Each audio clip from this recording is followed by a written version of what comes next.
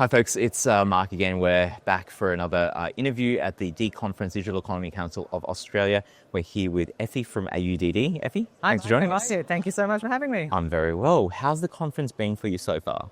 It's been great. What I've enjoyed this time around is there's less of a focus on that constant discussion about regulation, and there's more of a focus on other things. It's not just payments, it's all blockchain, it's identity, it's AI, it's a number of different topics, and I'm really enjoying it for that purpose. The breadth of discussion is amazing. The fact that people, because we work in the AI space and people are talking about AI agents and other stuff, has been super interesting, far more than we've seen in the past. So the breadth is definitely there. And the lowering of, like, before it was like regulation, we need it. And then meanwhile, it's this dichotomy of people wanting regulation on the one side or saying that we can't do things without regulation. And then people that are going, well, we're just going ahead and we're just doing with what is other rules now. Much less of a conversation on that. I think it's about doing things now. It's definitely about doing, and it's about utility and use cases. And I think that's also been helped because both ASIC, Treasury, and everybody has come to the party now, and both sides of government are interested in the space, are talking about the digital economy, and I think that's put the sector at a little bit of ease that there will be action and there will be conclusions. So whilst that's been going on, the rest of us are going around doing utility and making use cases. Right? And making heads down. Get to it. That's right. Now, what's your outlook on given that, so we're having these better conversations, the regulators coming on board, we're seeing things that are happening in the space with more institutions coming on board. Stablecoins are a hot topic as much as real-world asset tokenization. Must be a buoyant kind of feeling that you've got for where we're heading.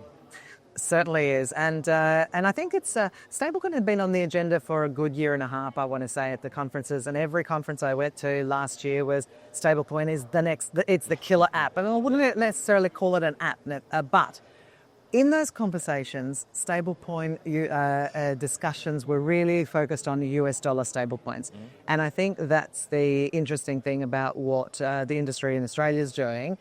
Is basically we're focusing on the Australian economy and how do we leverage these technologies and these tools in this economy to make our country and our innovation stand up against all the big players and the big boys. And I think everybody's very excited about things like the Circle IPO and that basically brings stablecoins up in the conversation in all sectors.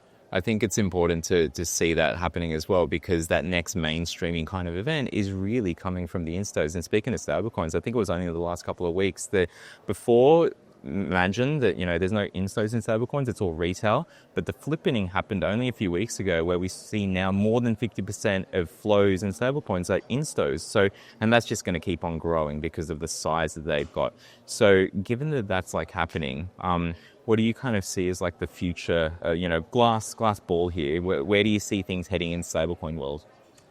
I think it'll only increase further in STO. Why do I say that? Is because locally, most places, certainly in the G7 countries, have got it right in terms of faster payments, whether it's NPP in Australia, FBS in UK, or instant payments in other jurisdictions.